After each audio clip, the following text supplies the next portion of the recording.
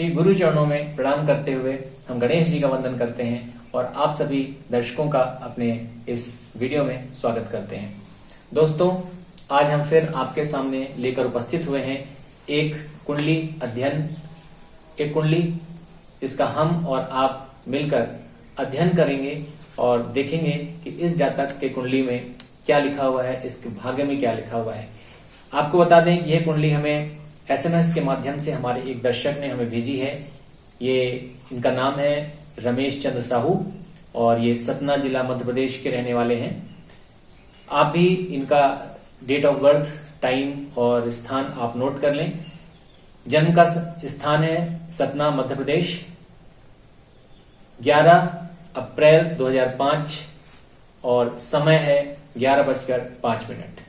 तो आप भी एक जल्दी से एक चार्ट तैयार कीजिए और इस कुंडली को आप भी हमारे साथ देखते रहिए और आपको इनकी कुंडली में क्या दिखता है वह कमेंट के माध्यम से आप हमें और इन्हें दोनों को अवगत कराएं।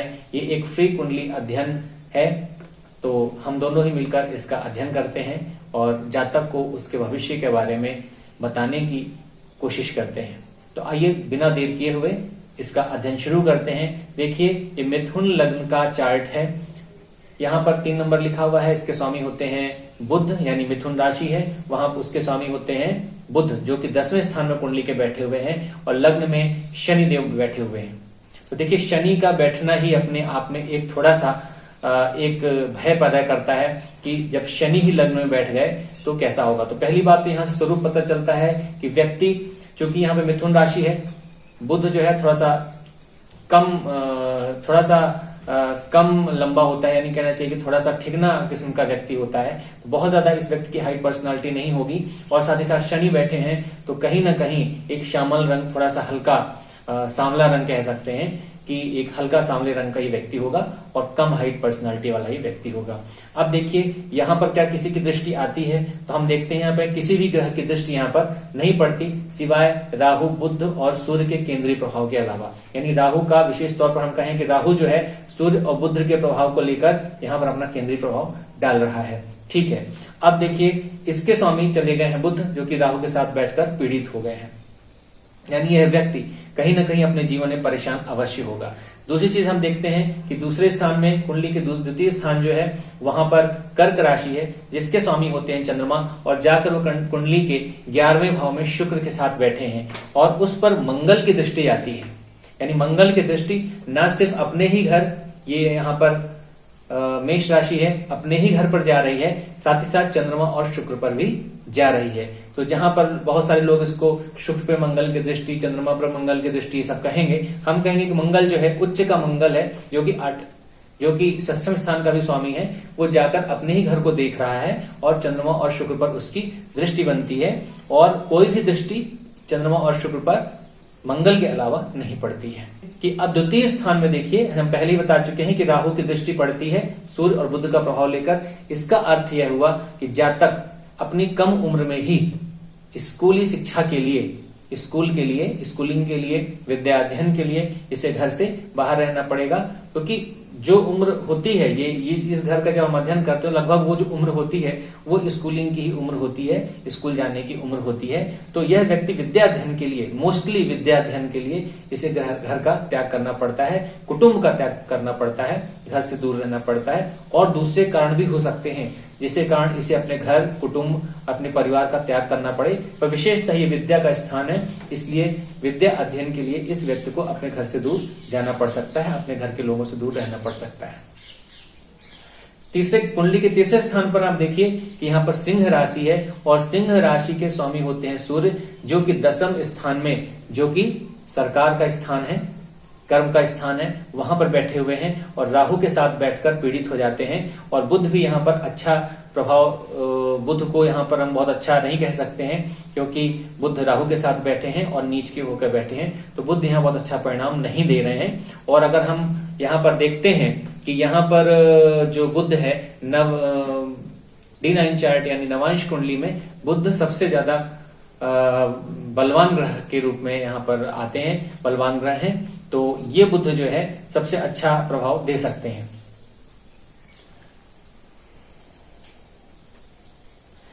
इसी सूर्य पर गुरु और केतु की भी दृष्टि है। गुरु, चलिए हम गुरु के बारे में आगे चर्चा करेंगे। तो यहां पर आप देखिए कि सूर्य पर गुरु की दृष्टि, गुरु और केतु की दृष्टि है, जो कि यह स्थान पहले बता चुके हैं सरकार और राज्य का होता है। साथ ही साथ ये स्थान जो है कर्म क्षेत्र है, कर्म का स्थान है। तो यहाँ पर सूर्य जाके राहु के साथ बैठकर ग्रहण योग में फंस जाते हैं, यानी इनका जो सूर्य है वो ग्रहण योग में फंस जाता है। ग्रहण योग में पैदा हुए जो जातक होते हैं, कहीं ना कहीं उनको भाग्य में भारी कमी महसूस होती है। और ये स्थान सरकार का है, 10वां स्थान सरकार का है, कर्म का स्थान है। तो राहु के साथ सूर्य होने पर हम ये कह सकते हैं, और ये तीसरा स्थान संघर्ष का होता है। तो उसका स्वामी 1 2 3 4 5 6 7 8 अपने से 8वें चला गया है। तो संघर्ष इन्हें जीवन में बहुत ज्यादा करना पड़ेगा। हम ऐसा मानते हैं कि इन्हें अपने जीवन में भाग दौड़ इनके लगी रहेगी। और राहु और सूर्य जैसे ग्रह यहाँ पर आकर बैठे हुए हैं और सूर्य को ग्रहण योग लग गया है, सूर्य पीड़ित हो गया है, तो इन्हें सरकार से भी बहुत खतरा होगा। और ऐसे व्यक्ति अस्त्र शस्त्र रखने के बहुत ज्यादा शौकीन होते हैं, और इसी कारण से भी इनको बहुत सारी परेशानियां उठानी पड़ सकती हैं। और सरकार से दंड मिलने का इनका चांस रहता है कि सरकार इन्हें किसी प्रकार का दंड दे, यानी ये किसी दंड के भागी हो सकते हैं। चौथे स्थान पर देखिए बुध की कन्या राशि है, जहां पर गुरु और केतु बैठे हैं। आप इस बात को ध्यान दीजिए कि बुध जो है वो तन भाव के, यानी कुंडली के प्रथम भाव और चतुर्थ भाव दोनों के स्वामी होने के कारण केंद्र और त्रिकोण, ये दोनों ही स्थान, ये स्थान केंद्र से ज्यादा त्रिकोण माना गया है। इसलिए एक केंद्र और त्रिकोण के स्वामी होने के कारण बुध जो है सबसे शुभ ग्रह है इस कुंडली के उभर कर आते हैं। और साथ साथ चूंकि D9 चार्ट में बुध सबसे ज्यादा बलवान है, उसे सबसे ज्यादा अंक प्राप्त हैं, इसलिए यह बुध इनका योग कारक भी है। ये बात अलग है कि यहाँ पर ये नीच के हैं, पर उससे नीच भंग योग भी बन रहा है, इसलिए कोई बहुत ज्यादा समस्या की बात नहीं है यहाँ पर। इसी कारण शायद बुध वहां पर D9 चार्ट में सबसे ज्यादा बलवान ग्रह के रूप में है। अब हमें ये देखना है कि इस सूर्य पर किस किस ग्रहों की दृष्टि है। तो हम देखेंगे कि यहाँ पर सिर्फ जैसा हमने बताया गुरु और केतु की दृष्टि के साथ साथ शनि की 10वीं दृष्टि भी सूर्य पर जाती है। और जैसा कि हम जानते हैं कि शनि और सूर्य आपस में पिता पुत्र हैं, किंतु आपस में इन दोनों में शत्रुता होती है। किंतु यहाँ पर 1 2 3 4 अपने से चौथे सिर्फ 4 घर आगे पीछे यहाँ पे बैठे हैं। शुक्र माफ कीजिए, सूर्य और शनि का संबंध जो है यहाँ से सिर्फ 4 घर आगे पीछे हैं। तो इसका मतलब यहाँ पर इनमें तात्कालिक मित्रता है, पर मित्रता होने के बावजूद भी ये शनि बहुत अच्छा इफेक्ट यहाँ पर नहीं दे रहे हैं, क्योंकि जो शनि का जो प्रभाव पड़ रहा है यहाँ पर, शनि की दृष्टि का जो प्रभाव पड़ रहा है सूर्य पर, ये बहुत अच्छा प्रभाव नहीं कहलाएंगे। और सूर्य ऊपर से राहु से पीड़ित है ही है।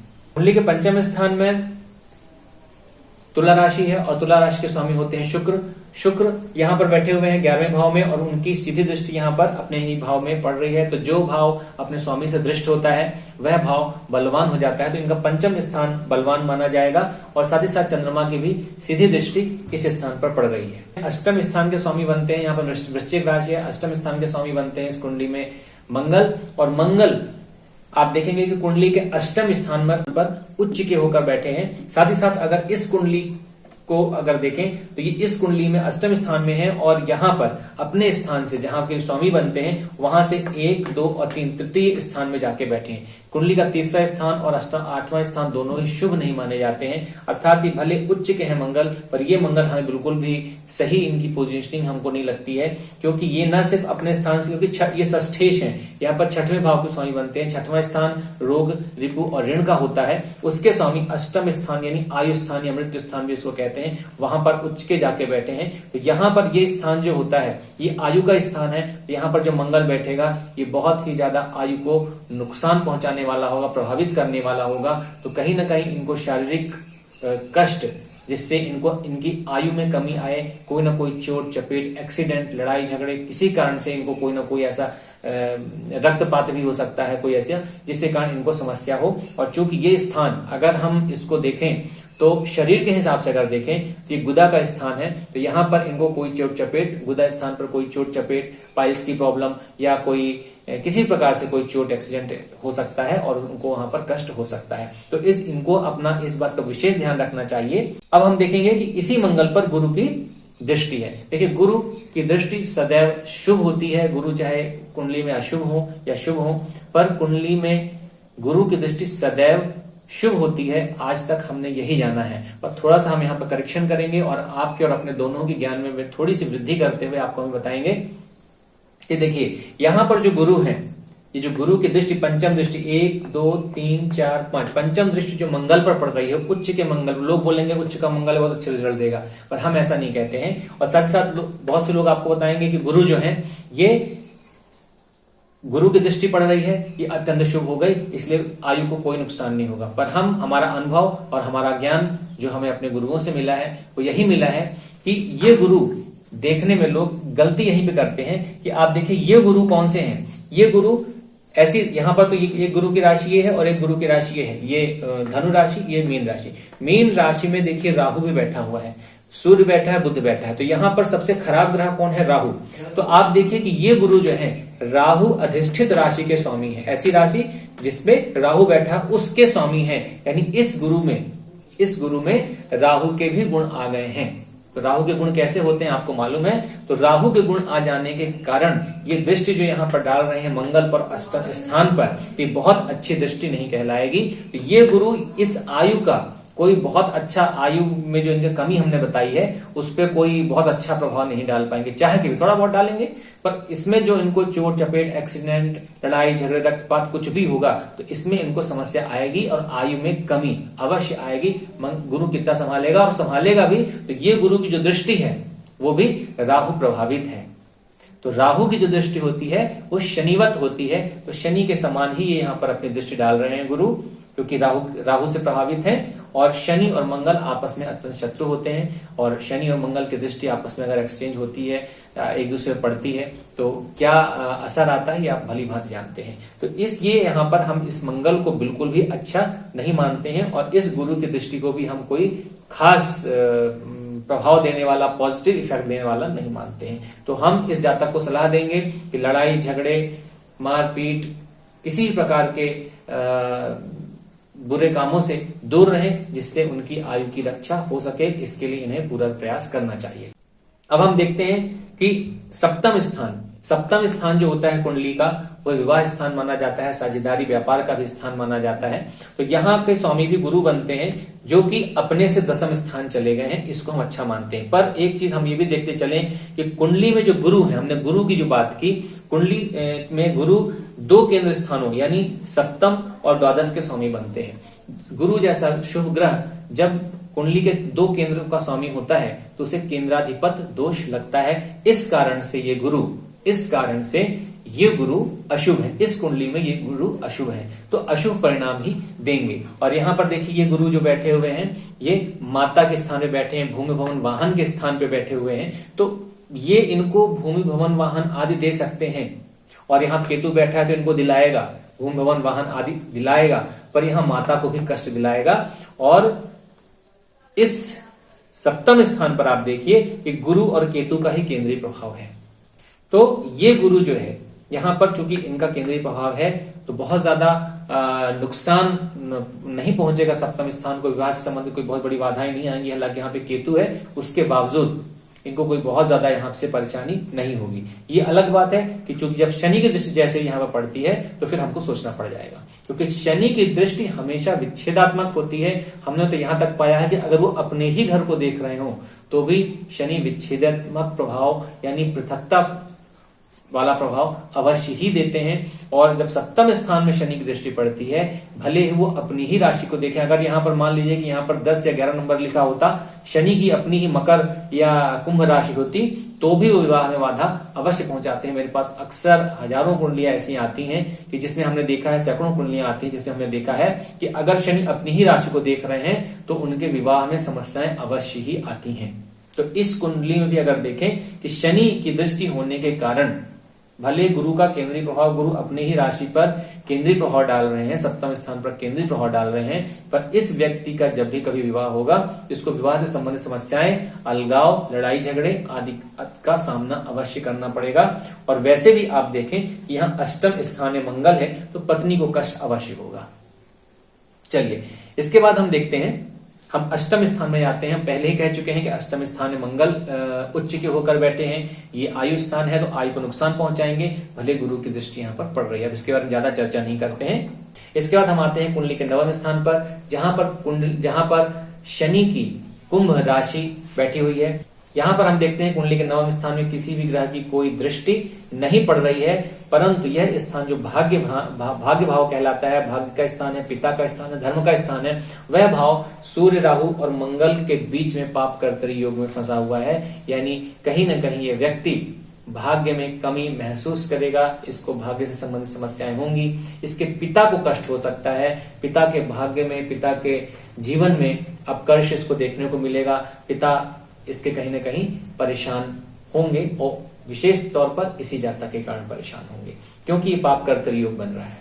कुंडली के दसम स्थान की बात करते हैं। कुंडली के दसम स्थान पर तीन ग्रह बैठे हैं, सूर्य, बुध और राहु। इसको भी हम पहले ही बता चुके हैं कि सूर्य राहु के साथ बैठकर ग्रहण योग में फंसा है, तो इन्हें सरकार से, क्योंकि ये स्थान दसम स्थान जो होता है कर्म का स्थान है, दसम स्थान जो है सरकार का स्थान होता है, तो सरकारी कर्मचारियों से, उच्च पदस्थ अधिकारियों से या सरकार की ओर से इन्हें कोई कष्ट या दंड अवश्य मिल सकता है। तो इनको ये बहुत ध्यान रखने की चीज है। और यहाँ पर जो राहु बैठा है सूर्य के साथ, इसको हम भी मानते हैं कि हथियार रखने के शौकीन ऐसे व्यक्ति होते हैं और गलत कार्यों में प्रवृत्ति होते हैं, जिस कारण से इन्हें सरकार से दंड मिलने के चांसेस ज्यादा हो जाते हैं। तो हम ऐसा सलाह देंगे, इन्हें ये सलाह देंगे कि ऐसे कामों से बचें और अपने आप को सेफ करके चलें।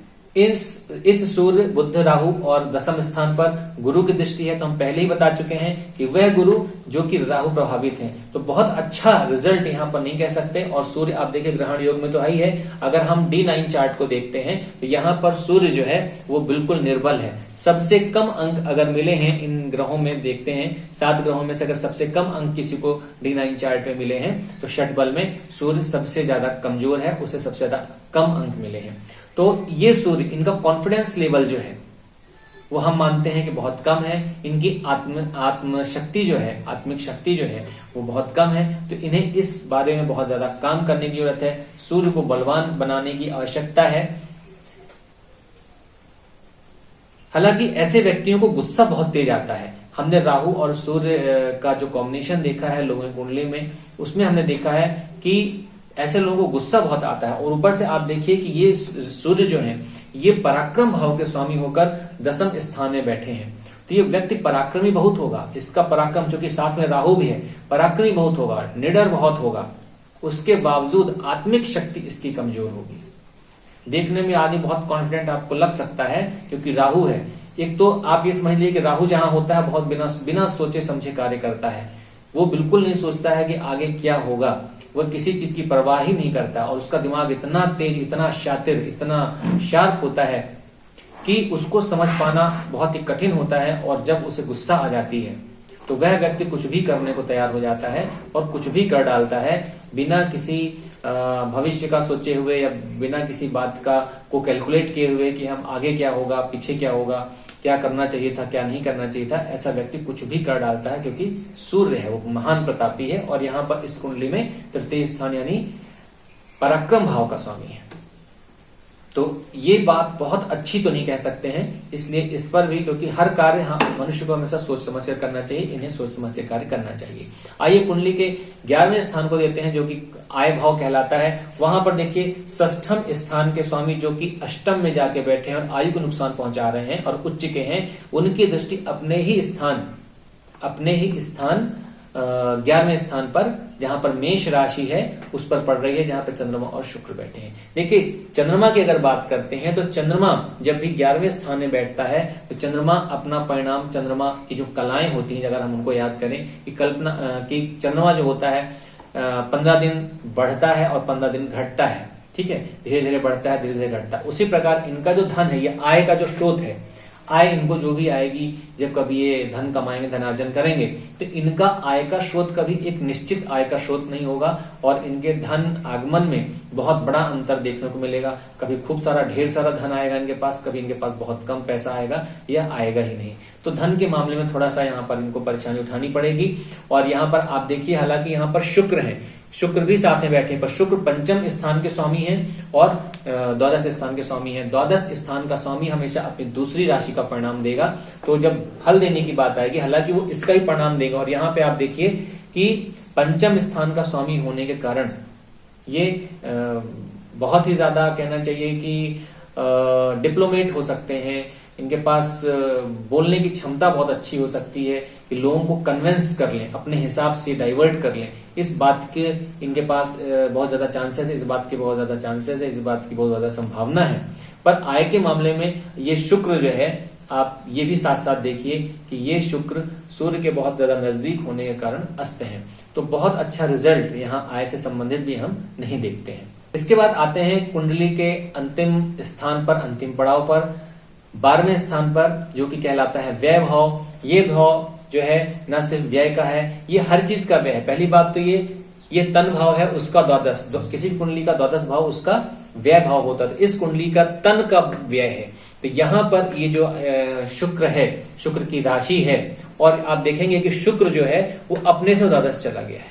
तो इस भाव का व्यय, ये भी ये थोड़ा सा अच्छी चीज यहां होती है कि द्वादश का व्यय, तो द्वादश से संबंधित जो भी निगेटिव चीजें होती हैं, जो परेशान करने वाली चीज होती हैं, जैसे हेल्थ प्रॉब्लम हो सकती है, यहां से जेल वगैरह का भी हम देखते हैं। तो इन सब समस्याओं को भी हम देखेंगे। तो यहां से ये द्वादश हो गया है, तो इन समस्याओं का अंत हम मानते हैं कि द्वादश की जो निगेटिविटी है वो खत्म हो जाएगी। तो उसके शुभ परिणाम देने वाले होंगे। ऐसा व्यक्ति भले बहुत धन संग्रह ना कर सके, बहुत ज्यादा धन ना कमाए, पर धन की कमी नहीं होगी। ये जब जो चाहेगा इसको धन हमेशा उपलब्ध रहेगा। ये इस कुंडली की सबसे बड़ी चीज हमको लगती है।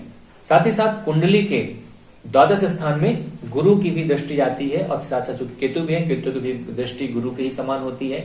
तो केतु की भी दृष्टि और गुरु की दृष्टि वहां पर जाती है। तो इसको हम शुभ दृष्टि तो बिल्कुल नहीं कहेंगे, क्योंकि राहु से प्रभावित गुरु हैं। तो मैंने कहा कि जब बुरी दृष्टि हो गई, निगेटिव हो गया सब कुछ, तो ये एक अपने आप में एक बुरा भाव है। द्वादश स्थान अपने आप में एक बुरा भाव इसको मानते हैं। तो उसके गुणों में द्वादश के जो बुरे परिणाम हैं उनमें कमी, इस कारण से द्वादश भाव इन्हें एक अच्छा रिजल्ट देगा कि इन्हें इनके पास खर्च करने की, व्यय करने की शक्ति आएगी। यानी इनके पास पैसा खर्च करने के लिए कहीं ना कहीं से आता रहेगा, बना रहेगा।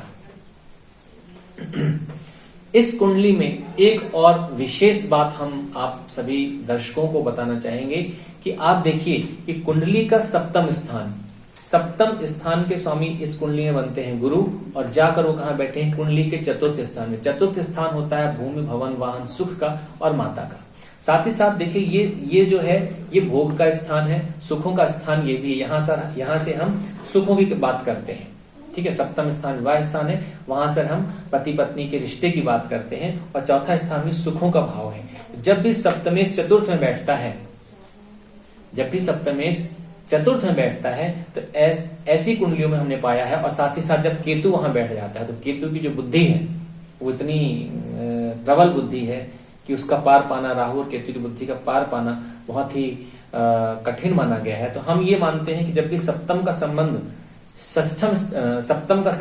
चतुर्थ स्थान से बनता है, तो ऐसा व्यक्ति सुखों की चाह में कुछ भी करने को तैयार हो जाता है। यहाँ पर अनैतिक रिश्तों की हम बात करते हैं, उसकी सेंसुअलिटी में बहुत ज्यादा वृद्धि हो जाती है, और ऐसा व्यक्ति कुछ भी उन सुखों को हासिल करने के लिए कुछ भी करने को तैयार हो जाता है। साथ ही साथ यहाँ पे आप देखेंगे कि चंद्र मंगल युति और शुक्र में मंगल की दृष्टि भी इस बात की पुष्टि करती है। इसके बारे में आपने बहुत सारे आपके पास जानकारियां होंगी, आप लोग देखते रहते हैं, सुनते रहते हैं, क्योंकि आधी सही आधी गलत भी होती हैं। पर यह बात सत्य है कि शुक्र जो है वो बीज है और मंगल जो है वो जमीन है। हालांकि इसकी चर्चा हम फिर कभी करेंगे, पर एक छोटा सा हिंट हमने आपको दिया है तो आप समझ सकते हो। तो इस कुंडली में ये चतुर्थ और जो सप्तम का रिलेशन बनता है, और साथ साथ मंगल और शुक्र का जो रिलेशन बनता है, तो कहीं ना कहीं इस व्यक्ति को भौतिक सुखों की ओर बहुत ही ज्यादा ले जाने का काम करेगी, जो कि इनके लिए अच्छी बात नहीं होगी, समाज के लिए भी अच्छी बात नहीं होती है। खैर, इसमें हम आपको एक और चीज बता दें कि आप देखिए कि राहु की दृष्टि 1 2 3 4 5 राहु की दृष्टि जो है यहां पर पड़ रही है, यानी द्वितीय स्थान। द्वितीय स्थान जो होता है वाणी का स्थान होता है, साथ ही साथ स्वाद का स्थान होता है, जिह्वा का स्थान होता है, कुटुंब का स्थान है, धन का स्थान है। तो राहु की जब दृष्टि यहां पड़ती है तो ऐसा व्यक्ति, अगर वाणी की बात करें, जिह्वा की बात करें, स्वाद की बात करें, तो ऐसा व्यक्ति नशे का आदी होता है। और यहां पर चूंकि आप देखिए कि यहां पर कर्क राशि है, कर्क राशि एक जल तत्वीय राशि है, इस कारण से ऐसा व्यक्ति ड्रिंक यानी शराब का सेवन अवश्य ही करता है। साथ ही साथ ये चूंकि राहु सिगरेट या धुएं से संबंधित है, तो धुआं यानी सिगरेट का यानी किसी न किसी प्रकार के धूम्रपान का शौकीन अवश्य होगा, बीड़ी सिगरेट आदि का तंबाकू सेवन का शौकीन अवश्य होगा। साथ ही साथ वो ड्रिंक अवश्य ही करता होगा, क्योंकि यहाँ पर जल तत्वीय राशि है, तो ये मलिच्छ भोजन लेगा और जो जल तत्वीय होगा, तो मलिच्छ भोजन जल तत्वीय जो होता है उसको हम मदिरा के रूप में ही पाते हैं। तो ऐसा व्यक्ति मदिरा का सेवन अवश्य करेगा। साथ ही साथ ऐसा व्यक्ति बोलता बहुत तेज है, बहुत ही कॉन्फिडेंट से बोलता है, बोलता बहुत तेज है, क्योंकि साथ में सूर्य भी है, बुद्ध भी है, तो वाक चातुर्य तो है ही है, बुद्ध का ज्ञान है ही है। बोलेगा बहुत कॉन्फिडेंस से, क्योंकि सूर्य है, लगेगा बहुत कॉन्फिडेंट है ये व्यक्ति, और अपना दिमाग, ये बिल्कुल राहु जो है, अपने राहु का दिमाग इसका चलेगा, और सूर्य अपने आप को तो राजा ही समझता है, राजा ही है, ग्रहों का राजा है। तो ऐसा व्यक्ति बिल्कुल इतना कॉन्फिडेंट बात करेगा कि आप उसके सामने अपने आप को बहुत ही बौना महसूस करेंगे। इस कुंडली की एक और इम्पोर्टेंट और विशेष बात जो हम आपको बताना चाहते हैं वो ये है कि अब आप देखिए कि राहु की 9वीं दृष्टि 7, 8, 9 9वीं दृष्टि जो है सप्तम स्थान पर पड़ रही है, माफ कीजिए षष्ठम स्थान पर पड़ रही है। इस कुंडली की जो खास एक बात और आपको बताएंगे वो ये है कि राहु की 9वीं दृष्टि षष्ठम स्थान, कुंडली के 6वें स्थान पर पड़ रही है। तो राहु की दृष्टि जब 6वें स्थान पर पड़ती है तो राहु जो है शत्रुओं का नाश करने वाला है, तो इस स्थान को ये पीड़ित करेगा, यानी ये स्थान जो है शत्रुओं का स्थान है, रोग का स्थान है। इस स्थान को पीड़ित करने के कारण शत्रुओं, रोग और कर्ज आदि में कमी आएगी। या अगर कोई ये जातक अगर कभी किसी रोग में फंसता है, किसी ऋण में फंसता है, शत्रुओं में फंसता है, तो ये उससे निकलकर बाहर आ सकने की क्षमता इसके राहु में है। राहु वो क्षमता इसको देगा कि वो इन सभी समस्याओं से बाहर निकल आए। अब आते हैं इस बात पे कि कुंडली दिखाई क्यों गई। इस जातक का कहना था कि ये उनके पुत्र, ये जिसकी कुंडली है, ये व्यक्ति जो है, इनके पिताजी ने हमसे कांटेक्ट किया था, तो इनकी जो इस समय जो महादशा चल रही है, आपको हम बता दें, इनकी महादशा चल रही है, मंगल की महादशा है और उसमें शनि का अंतर है। आप देखिए कि हमने शायद आपको बताया नहीं कि शनि देखिए अष्टम स्थान के स्वामी, अष्टम और नवम स्थान के स्वामी होकर यहाँ पर बैठे हुए हैं, लग्न में बैठे हुए। तो नवम से तो 1, 2, 3, 4, 5, यहां से तो नवम पंचम का संबंध है, पर यहाँ पे सटाष्टक योग बना के शनि यहाँ बैठे हुए हैं और शनि की राशि मंगल बैठा हुआ है।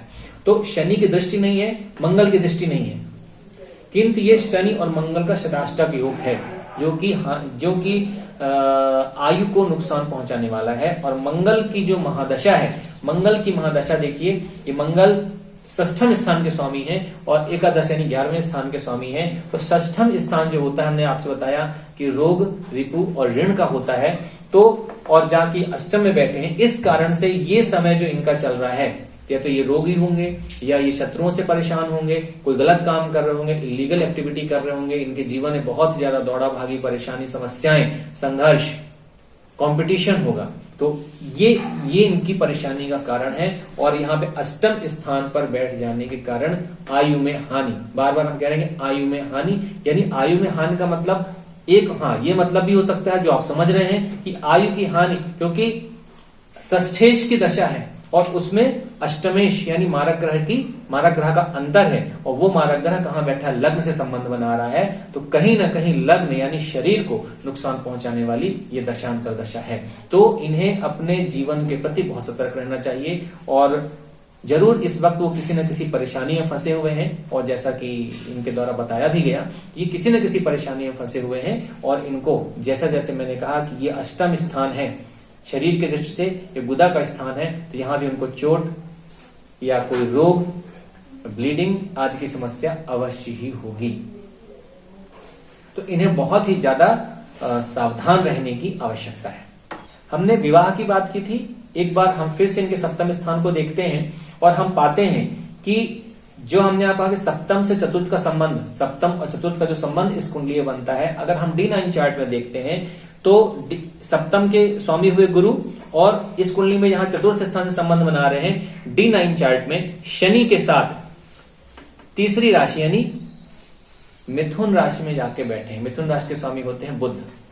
इसका अर्थ यह हुआ कि इस जातक के एक से ज्यादा विवाह के योग बनते हैं, और वो भी शनि D9 चार्ट में बैठा है। मेरा एनालिसिस ये कहता है, मेरा एक्सपीरियंस ये कहता है, अनुभव ये कहता है कि एक तो अगर शनि के साथ नहीं भी होते D9 चार्ट में, ये सिर्फ सप्तम का स्वामी बुध की राशि में बैठा है, तो एक से ज्यादा विवाह की ओर संकेत करता है। वो हमने उसके लिए पहले ही आपको ये कनेक्शन बताया है, सप्तम और चतुर्थ का कनेक्शन बताया हुआ है। अब वहां पर साथ ही साथ वो शनि के साथ ही बैठे हैं, तो विवाह इनके एक से ज्यादा विवाह होने की संभावनाएं होंगी। हालांकि इसमें देश काल और परिस्थिति को भी देखा जाता है कि हमारे देश में, हमारे भारत देश में एक से ज्यादा विवाह जो है वो लीगल नहीं माने जाते हैं, तो इस कारण से हो सकता है कि विवाह ना भी हो, पर एक से ज्यादा लोगों के साथ वैवाहिक संबंध जैसे संबंध स्थापित हो सकते हैं, जो कि इस कुंडली का सबसे नेगेटिव पॉइंट भी है, जिसके कारण परेशानी हो सकती है।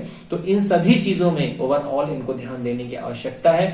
और जो कि शनि और मंगल का ये जो पीरियड चल रहा है, मंगल की महादशा और शनि का अंतर चल रहा है, इसमें इनको अपने आयु से संबंधित, अपने जीवन से संबंधित, अपने प्राणों की रक्षा से संबंधित बातों पर विशेष ध्यान देना चाहिए, और इन्हें कोई भी ऐसा कार्य नहीं करना चाहिए कि इन्हें परेशानी हो, क्योंकि इनका सूर्य भी पीड़ित है। एक और खास बात जो हमें इस कुंडली में दिखती है वो ये है, बहुत ही मजेदार बात आपको लगेगी। मजेदार मतलब कि बहुत ही एक यूनिक सी चीज आपको लगेगी। आप यहाँ देखिए, शनि लग्न को पीड़ित कर रहे हैं, लग्न में बैठकर लग्न को पीड़ित कर रहे हैं, और लग्न के स्वामी बुध को पीड़ित कर रहे हैं। यानी हमारा लग्न यानी शरीर पीड़ित हुआ और उसके स्वामी बुध पीड़ित हुए, तो शरीर को कष्ट कहीं ना कहीं ये शनि अपनी दशा अंतरदशा में अवश्य ही देंगे। उसके बाद आप देखिए कि सूर्य भी एक लग्न ही होता है, तो अगर सूर्य लग्न से काउंट करते हैं तो सूर्य लग्न को भी ये पीड़ित कर रहे हैं, अपनी दशम दृष्टि से सूर्य लग्न को ही पीड़ित कर रहे हैं। और सूर्य लग्न के स्वामी होते हैं गुरु, क्योंकि ये देखिए यहाँ पे मीन राशि है, तो इसके स्वामी हुए, सूर्य लग्न के स्वामी हुए गुरु।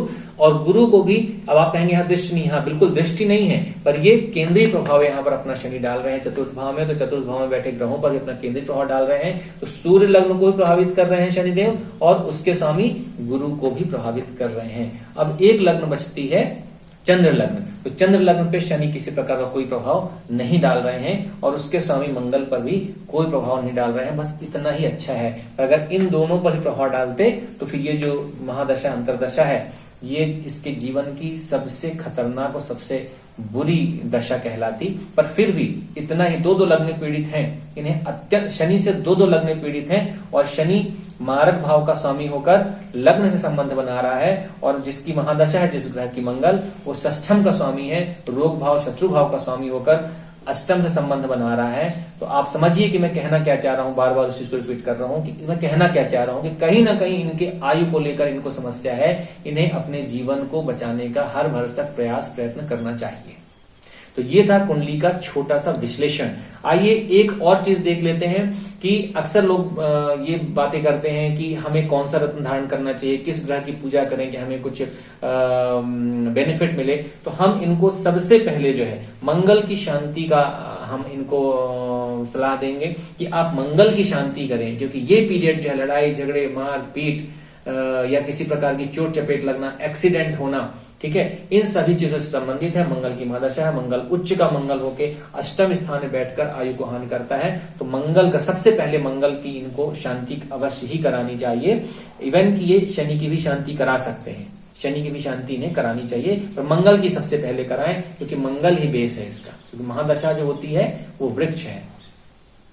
तो इसकी शांति कराएं, और ऐसी स्थिति में जब आयु के हानि की संभावना हो तो महामृत्युंजय का 1.25 लाख का कम से कम जाप होना ही चाहिए।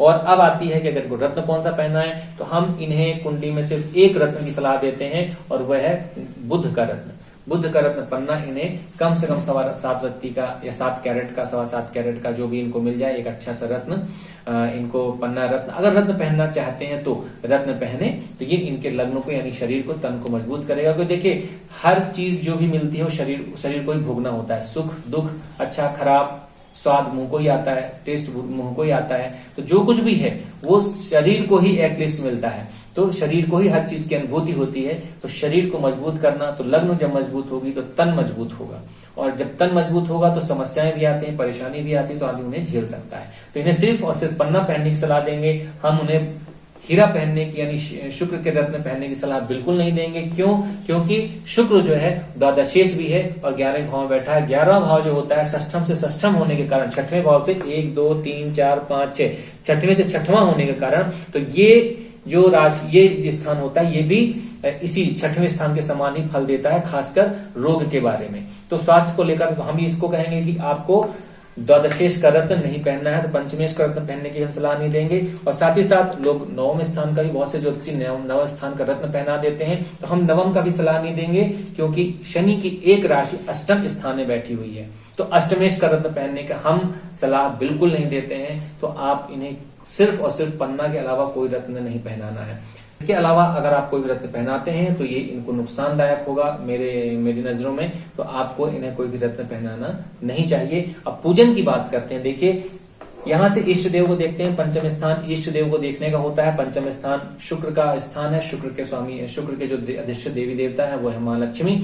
तो महालक्ष्मी की इन्हें आराधना करनी चाहिए। साथ ही साथ अगर लग्न को आप गणेश जी की पूजा करें, विष्णु जी की पूजा करें, पर जब विष्णु जी की पूजा है तो लक्ष्मी जी अपने आप आती है। तो लक्ष्मी और विष्णु और लक्ष्मी की पूजा करें, साथ ही साथ गणेश जी की पूजा। गणेश जी तो प्रथम पूजा होते ही है, तो उनकी पूजा होगी होगी। तो गणेश और माता महालक्ष्मी और विष्णु जी की पूजा करने की हम सलाह देते हैं। शांति हम बता ही चुके हैं।